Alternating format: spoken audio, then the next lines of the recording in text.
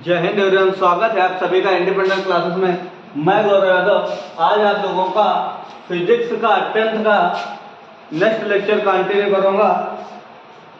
हम लोगों ने कल प्रिज्म के बारे में चर्चा की थी। आज हम लोग मानव नेत्र तथा दृष्टि दोष के बारे में कुछ जानकारी देखेंगे। तो सबसे पहले हम लोग मानव नेत्र में इस मानव नेत्र की संरचना के बारे में समझेंगे। मानव नेत्र ये आपकी मानव नेत्र है। तो मानव नेत्र की सबसे पहले हम लोग संरचना के बारे में समझेंगे कि मानव नेत्र हमें किस प्रकार बनाई जाती है। सबसे पहले आप लोगों ने ये देखा होगा कि जो नेत्र की सबसे ऊपरी पटल है इसे हम लोग दृढ़ पटल के नाम से जानते हैं। और ये दृढ़ पटल किस प्रकार होती है, किस प्रकार इस नेत्र में कार्य करती है, उसके अकॉर्डिंग हम लोग बात करेंगे। तो आप लोगों ने ये देखा कि जो दृढ़ पटल है, ये दृढ़ पटल क्या होता है कि जो आंख का गोला होता है, गोले के ऊपर का अपरावर्ती दृढ़ आवरण होता है जो आंख की सुरक्षा करता है, और इसे हम लोग क्या बोलते हैं, दृढ़ पटल बोलते हैं। उसके बाद आप लोग ये देखेंगे कि कोरोइड सेकंड नंबर पे आपकी कौन सी है, फर्स्ट आपका दृढ़ पटल हो गया और सेकंड आप कोरोइड। तो कोरोइड क्या होती है कि यह दृढ़ पटल के नीचे की परत होती है, और ये क्या होती है कि जो प्रकाश आता है आपका वो ये काले कलर की होती है, और प्रकाश को क्या करती है, अवशोषित करके प्रकाश को अवशोषित करते हैं। यानी कि जो प्रकाश का हाई फ्रिक्वेंसी का भाग होता है, यानी कि जो तीव्र चमकदार भाग होता है उसे अपने एब्जॉर्ब कर लेती है, यानी कि इकट्ठा कर लेती है उस भाग को। इसे हम लोग कोरोइड के नाम से जानते हैं। उसके बाद हम लोग इधर देखेंगे सबसे पहले कॉर्निया के बारे में। तो कॉर्निया क्या होती है आपकी, कॉर्निया होती है कि जो आपका दृढ़ पटल यानी कि आंख का आगे का पारदर्शी भाग होता है। किस प्रकार का, आंख का जो विजुअलिटी होती है, जहां से हम लोग देखते हैं, इस पूरे साइड को कॉर्निया के नाम से जानते हैं। इतनी पूरी साइड को हम लोग कॉर्निया के नाम से जानते हैं। और कॉर्निया का कार्य क्या होता है कि एक पारदर्शी माध्यम होता है जिससे हम लोग आंख की अंदर की आंख द्वारा किसी वस्तु को आसानी से देख सकते हैं। उसके बाद हम लोग देखेंगे आइरिस को। ये आइरिस क्या होता है कि ये जस्ट आपका ये ब्लैक कलर का मांसपेशियों के जस्ट जुड़ाव के पास होता है, और ये डार्क जहां से आपका कॉर्निया का भाग समाप्त होता है और मांसपेशियां शुरू होती हैं, वहीं पर एक डार्क कलर की पट्टी टाइप की होती है जिसे हम लोग आइरिस बोलते हैं। आइरिस का क्या कार्य होता है कि ये जो आपका आंख होती है, इन मांसपेशियों के द्वारा फैलना और सिकुड़ने से जो आपकी झिल्लियां होती है वो प्रकाश सिराओं के माध्यम से इस आइरिस को क्या करती है, प्रभावित करती। यदि आपकी आंख पर हाई फ्रिक्वेंसी का प्रकाश यानी कि चमकदार प्रकाश पड़ता है तो ये आइरिस मांसपेशियों को सिकोड़ने का कार्य करती है, और सिकोड़ने से आपका जो आंख होती है उतना ही प्रकाश अंदर ले जाती है जितना आपको आवश्यकता होती है। उसके बाद यदि ये आइरिस अपने आप देखें, जो रात होती है, रात में आंखें बड़ी या फैल जाती हैं, आइरिस जो मांसपेशियां फैल जाती हैं, उनका कारण यही होता है कि जो आइरिस होता है उनसे मांसपेशियों को फैलाने का कार्य करता है। उसके बाद हम लोग मांसपेशियों का हम लोग कार्य जानेंगे कि कार्य क्या होता है कि अगर दिन का टाइम है, सूर्य निकला हुआ है और चमकदार है तो उसको हम लोग आसानी से नहीं देख पाते हैं, हल्की सी आंख खोल के देख लेते हैं। और यदि रात में होता है तो आप लोग आसानी से देख लेते हैं। उसके बाद नेक्स्ट हम बात करेंगे जलीय द्रव की। तो जलीय द्रव क्या होता है, ये आपका कॉर्निया और इस नेत्र तारा यानी लेंस, कॉर्निया और लेंस के बीच एक नमकीन पारदर्शी द्रव भरा होता है जिसे हम लोग जलीय द्रव कहते हैं, और इसका अपवर्तनांक 1.336 होता है। इसका अपवर्तनांक 1.336 या 1.33 होता है इसका। और इसके बाद हम लोग देखेंगे नेत्र तारा। तो नेत्र तारा क्या होता है कि दोनों मांसपेशियों के बीच में लेंस के सामने एक छोटा सा ब्लैक कलर का बिंदु होता है जिसे हम लोग नेत्र तारा या पुतली के नाम से जानते हैं। और मेन काम जब आप लोग देखते हैं आंख सिकुड़ना और फैलने का मेन कारण क्या होता है कि जो पुतली होती है आपकी, वो प्रकाश का जो अधिकांश भाग होता है वो अपनी आंखों को आसानी यानी कि ठंडक पहुंचाने के लिए पुतली क्या करती है कि उतना ही प्रकाश अंदर ले जाती है जितना आपको आवश्यकता होती है, यानी जितनी से आप वस्तु को आसानी से देख सके। उसके बाद नेक्स्ट है आपका, देखते हैं हम लोग रेटिना। तो रेटिना क्या होती है आपकी? रेटिना मांसपेशियों के अंदर जो पटल होती है उस पटल पर वह बिंदु होता है जिस पर आप लोग क्या करते हैं, आसानी से किसी भी वस्तु का प्रतिबिंब पार्श्विक उल्टा देख सकते हैं। किस प्रकार? पार्श्विक उल्टा और सीधा प्रतिबिंब, पार्श्विक उल्टा और सीधा प्रतिबिंब देख सकते हैं। किस प्रकार कि जब प्रकाश आपका इस लेंस के अंदर फोकसित होकर प्रकाशित होकर आता है तो वो सबसे पहले रेटिना पर पड़ता है, और रेटिना का कार्य क्या होता है कि वो आपको रंग कलर का जो रंग और कलर की सूचना मस्तिष्क को पहुंचाती है, और मस्तिष्क को पहुंचाने पर ये आप लोगों को रेटिना उसका उस प्रतिबिंब का आभास कराती है, और आंख उस प्रतिबिंब को बताती है कि यह आपका प्रतिबिंब किस कलर और किस आकार का है। उसके बाद हम लोग बात करेंगे पीत बिंदु की। तो पीत बिंदु वह बिंदु होता है जहां पर आंध बिंदु और रेटिना के बीच का भाग होता है, मिड पॉइंट होता है। और वो क्यों? ये आंध बिंदु और रेटिना के बीच का भाग होता है, और यहाँ पर आप लोगों को बना प्रतिबिंब स्पष्ट रूप से यानी कि एकदम क्लियर प्रतिबिंब, शुद्ध व साफ प्रतिबिंब दिखाई देता है। और नेक्स्ट पॉइंट है आपका आंध बिंदु। आंध बिंदु क्या होता है कि जब आपका जो प्रकाश होता है उस प्रकाश से जब आंख की आपकी वक्रता बढ़ जाती है, क्या हो जाती है? वक्रता बढ़ जाती है, और उसकी फोकस दूरी कम हो जाती है, या उसकी वक्रता घट जाती है और फोकस दूरी ज्यादा हो जाती है।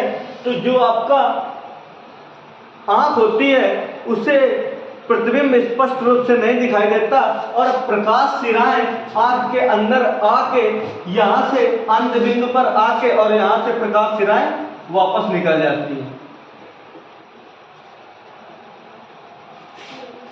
यहाँ से प्रकाश सिराएं वापस चली जाती है।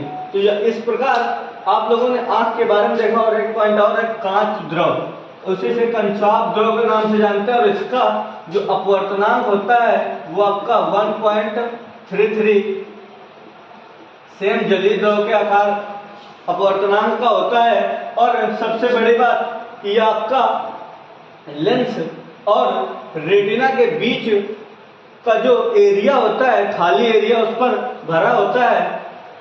और नेक्स्ट है आपका लेंस, नेत्र लेंस। तो नेत्र लेंस क्या होता है आपका, या इसके जो आगे का वक्रता त्रिज्या होती है इसकी आगे की, वो वक्रता त्रिज्या इसकी कम होती है, और जो बाहरी वक्रता त्रिज्या होती है वो आपकी ज्यादा होती है लेंस की। क्यों? क्योंकि आप लोगों ने ये देखा होगा कि जो पुतली होती है वो बहुत ही संवेदनशील होती है। उससे पुतली क्या करती है कि उतना ही प्रकाश अंदर ले जाती है या उतना ही फैलती और सिकुड़ती है जितना उसको आवश्यकता होती है।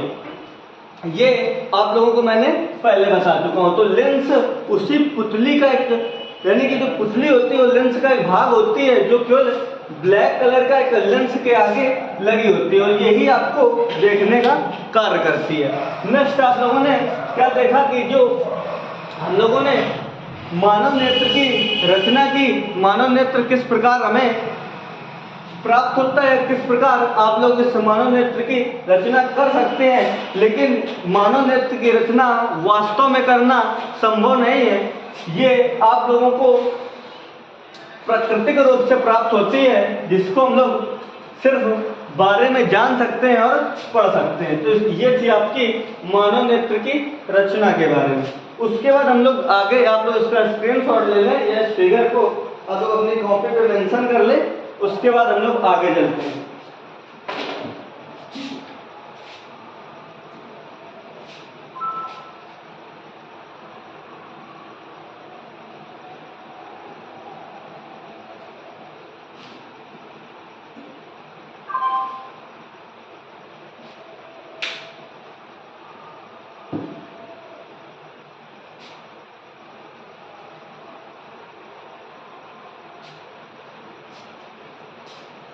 उसके बाद हम लोग आगे देखेंगे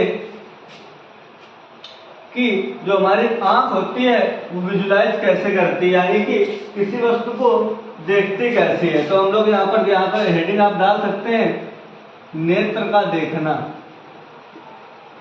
ये तो हमें पता होना चाहिए ना कि नेत्र जो होती है वो नेत्र से हम लोग देखते किस प्रकार है। तो सबसे पहले कोई प्रकाश किरण आएगी तो सबसे पहले कहाँ, कॉर्निया पर पड़ेगी। कॉर्निया से पड़ने पर प्रकाश किरण अपवर्तित होकर जलीय द्रव, क्रमशः जलीय द्रव, नेत्र तारा यानी पुतली, लेंस और कंचाभ द्रव इन माध्यमों से गुजरती हुई रेटिना पर पड़ेगी और रेटिना पर पड़ने पर प्रकाश सिराएं सूचना मस्तिष्क को देंगी और मस्तिष्क क्या करेगा, उन प्रकाश सिराओं के सूचनाओं का ट्रांसफरेशन, यानी कि वो जो आपको मस्तिष्क का जो प्रकाश सिराओं द्वारा मिला संकेत है वो मस्तिष्क को ट्रांसफर होने के बाद मस्तिष्क उसको आंख के माध्यम से ट्रांसफर करेगा। तो सब वो क्या करेगा कि प्रकाश सिराओं यहाँ से कोई प्रकाश अंदर जाएगा और कॉर्निया पर पड़ने के यानी कि अपवर्तित होकर जलीय द्रव, नेत्र तारा, लेंस और कंचाभ द्रव से होता हुआ रेटिना पर पड़ेगा और रेटिना पर पड़ने पर मस्तिष्क को सूचना प्राप्त होगी और मस्तिष्क उसका रंग, कलर और विजुअल इफेक्ट के बारे में बताएगा। और यह सूचना प्रकाश सिराओं द्वारा जिस प्रकार दी जाती है और उसका प्रतिबिंब जिस प्रकार बनता है वो आपकी पूरी क्रिया नेत्र का देखना कहलाती है। उसके बाद हम लोग नेक्स्ट देखेंगे कि आंख जो होती है आपकी, इसकी समंजन क्षमता क्या होती है। नेत्र की समंजन क्षमता,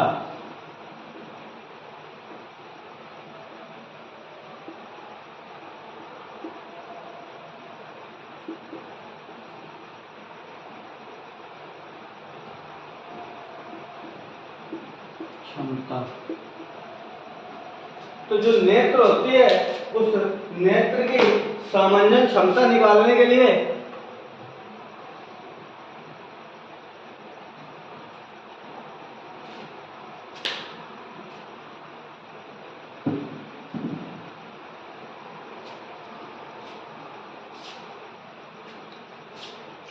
जब कोई प्रकाश की किरण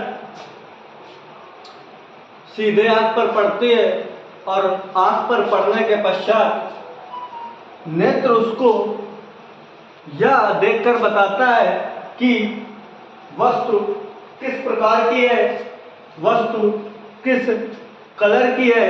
और मेन बात यह कि जो नेत्र तारा यानी कि पुतली जो होती है वो आपको स्पष्ट रूप से किस प्रकार दिखाई देती है, इसकी क्षमता हमें प्राप्त होती है। तो आप लोग ये देख लीजिए कि वो जो आंख है, आंख की जो फोकस दूरी होती है, इस नेत्र के जो फोकस दूरी होगी वो फोकस दूरी स्पष्ट आपकी कितनी है वही आपकी नेत्र की समंजन क्षमता कहलाएगी। एक पॉइंट में अगर आप लोग जाने कि जो इस नेत्र की फोकस दूरी होगी वही इस नेत्र की क्या कहलाएगी, सामान्य क्षमता। लेकिन हम लोग इसे डेफिनेशन में इस प्रकार बोलेंगे कि यदि कोई प्रकाश की किरण आंख पर पड़ती है, पड़ने के पश्चात प्रत्येक क्रिया यानी कि कार्निया से अपवर्तित होकर, जिस प्रकार लोगों ने नेत्र से देखना पड़ा, उसी प्रकार हम लोग उसको आगे डिवाइड करेंगे कि हम लोग सबसे पहले क्या करेंगे, कार्निया पर पड़ी, उसके बाद जली द्रव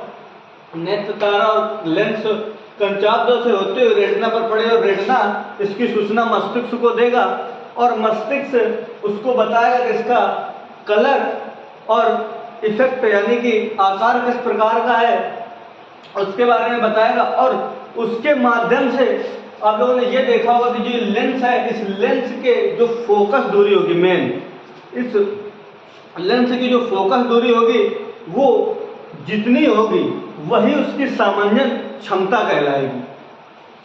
उसके बाद नेक्स्ट हम लोग चर्चा करेंगे, आप लोग इतना का स्क्रीनशॉट ले लें और जो मैंने आपको बताया है आप लोग उसको वीडियो को रिपीट करके देख लें। रिपीट करने के बाद जो इनकी डेफिनेशन है वो आप लोग लिख लें और उसके बाद हम लोग क्या करेंगे कि दृष्टि दोष के बारे में जानेंगे।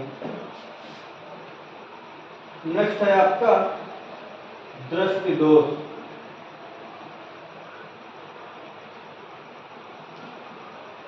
हम क्या देखेंगे इसके बाद भैया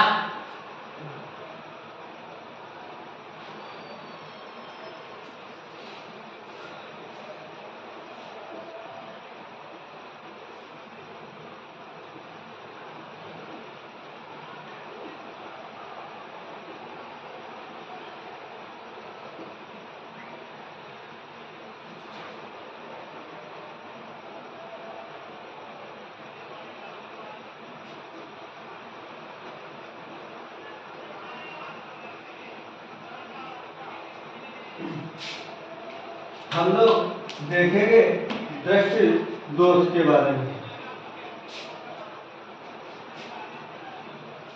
तो आप लोग क्या देखेंगे दृष्टि दोष में, आप लोग जानते हैं कि जो दृष्टि दोष होते हैं वो मुख्यतः दो प्रकार के होते हैं। दृष्टि दोष जो होते हैं आपके वो मुख्यतः दो प्रकार के होते हैं, निकट दृष्टि दोष और दूर दृष्टि दोष। तो हम लोग सबसे पहले चर्चा करेंगे निकट दृष्टि दोष। निकट दृष्टि दोष और सेकंड नंबर होगा आपका दूर दृष्टि दोष। लेकिन हम सबसे पहले निकट दृष्टि दोष के बारे में चर्चा करेंगे, उसके बाद हम लोग अगले दूर दृष्टि दोष के बारे में चर्चा करेंगे। तो निकट दृष्टि दोष आपका क्या होता है कि इस पर पास की वस्तु जो होती है वो आपकी स्पष्ट दिखाई देती है, लेकिन दूर की वस्तु स्पष्ट दिखाई नहीं देती। क्यों? क्योंकि जो स्पष्ट दृष्टि की न्यूनतम दूरी यानी कि 25 सेंटीमीटर है, उसकी वक्रता त्रिज्या यानी कि जो आंख थी लेंस और रेटिना के बीच की दूरी बढ़ जाती है, जिससे उसकी फोकस दूरी घट जाती है। क्या हो जाती है? जो लेंस और रेटिना के बीच की दूरी होती है वो बढ़ जाने के कारण उसकी फोकस दूरी घट जाती है और फोकस दूरी घटने के कारण जो स्पष्ट दृष्टि की न्यूनतम दूरी होती है, जिससे आप लोगों को आंख का प्रतिबिंब यानी कि स्पष्ट दिखाई देता है, वो आपकी क्या हो जाती है? फोकस दूरी बढ़ जाने के कारण वो आपकी भी बढ़ जाती है, यानी कि स्पष्ट दृष्टि की न्यूनतम दूरी आपकी बढ़ जाती है। वक्रता त्रिज्या वक्रता त्रिज्या बढ़ जाने से फोकस दूरी घट जाती है और फोकस दूरी घट जाने से स्पष्ट दृष्टि की न्यूनतम दूरी भी आपकी क्या हो जाती है? घट जाती है। और घट जाने के कारण जो आपका प्रतिबिंब है वो कैसा दोष पाया जाता है? उसमें निकट दृष्टि दोष। क्यों? क्योंकि उसमें आपको जो वक्रता त्रिज्या बढ़ने से फोकस दूरी घटती है, फोकस दूरी घटने से आपकी स्पष्ट दृष्टि की न्यूनतम दूरी घटती है और ये दूरी घटने से दूर की वस्तु आपको स्पष्ट दिखाई नहीं देने लगती। तो इसके आप लोग क्या लिखेंगे कि इस दोष से पीड़ित व्यक्ति को निकट की वस्तु स्पष्ट दिखाई देती है परंतु दूर की वस्तु स्पष्ट नहीं दिखाई देती, इसे हम लोग क्या कहते हैं, निकट दृष्टि दोष। और इसका सबसे बड़ी बात कि दोष और निवारण भी साथ में देखेंगे। इसकी दोष, इसके दोष क्या है और इसका निवारण क्या है, वो भी हम लोग साथ में ही देखेंगे। तो इसके दोष के बारे में हम लोग क्या देखेंगे, या बोल सकते हैं दोष में कि नेत्र लेंस और रेटिना के बीच की वक्रता त्रिज्या बढ़ जाती है, जिससे इसकी फोकस दूरी घट जाती है। पहला आप लोग दोष ये लिखेंगे। दूसरा आप लोग ये लिखेंगे कि वक्रता त्रिज्या बढ़ने से, नेत्र और रेटिना के बीच वक्रता त्रिज्या बढ़ जाने से जो आपको प्रतिबिंब होता है, जो आपका प्रतिबिंब होता है वो नेत्र लेंस और रेटिना के बीच की दूरी बढ़ जाने से जो आपकी स्पष्ट दृष्टि की न्यूनतम दूरी होती है वो 25 सेंटीमीटर से खसक कर और कम हो जाती है, जिससे हमें दूर की वस्तु को स्पष्ट दिखाई नहीं देती है। और इसके निवारण के लिए आप लोग अवतल लेंस का प्रयोग कर सकते हैं। किसका? अवतल लेंस। और लौतल लेंस इस प्रकार का होता है, इसको आप लोग प्रयोग कर सकते हैं। नेक्स्ट है आपका सेकंड नंबर, दूरदृष्टि दोष।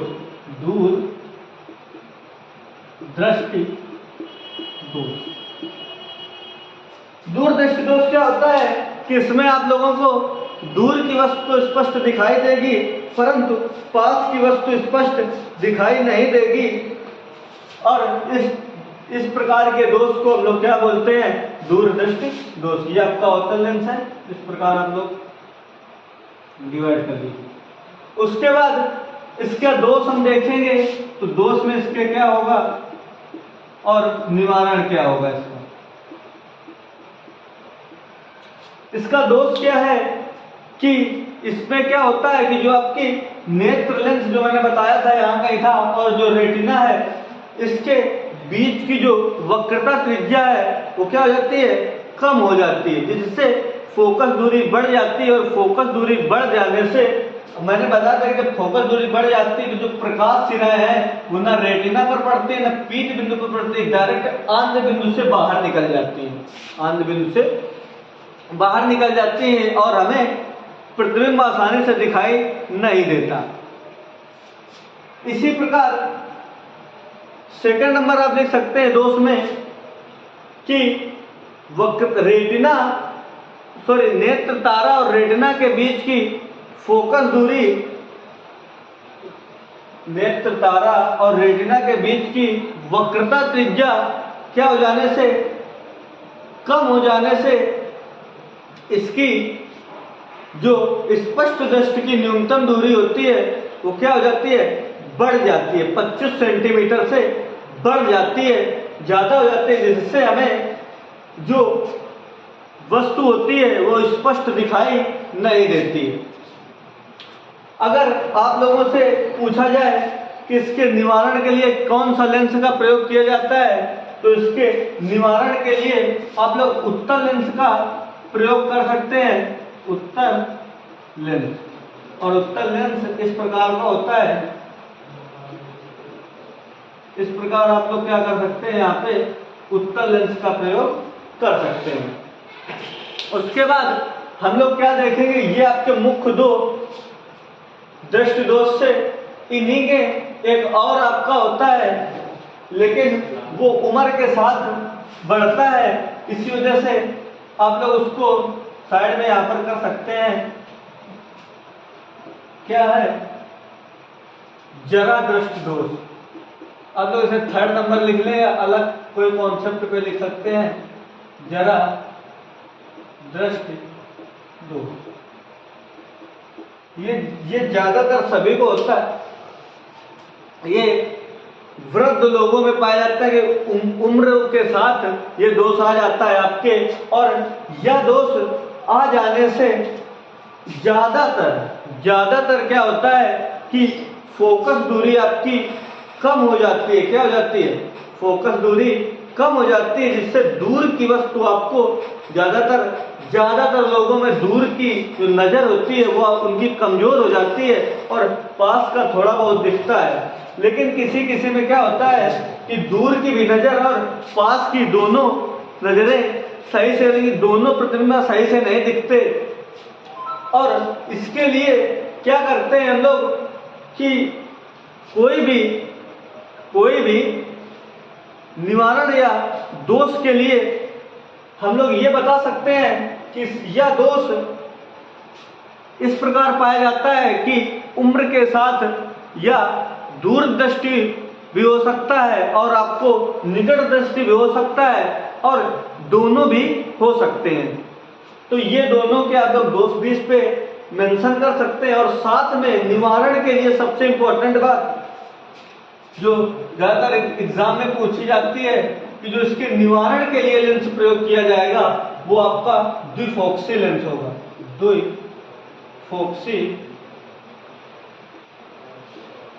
द्विफोक्सी इसके निवारण के लिए हम लोग द्विफोक्सी लेंस का प्रयोग करेंगे।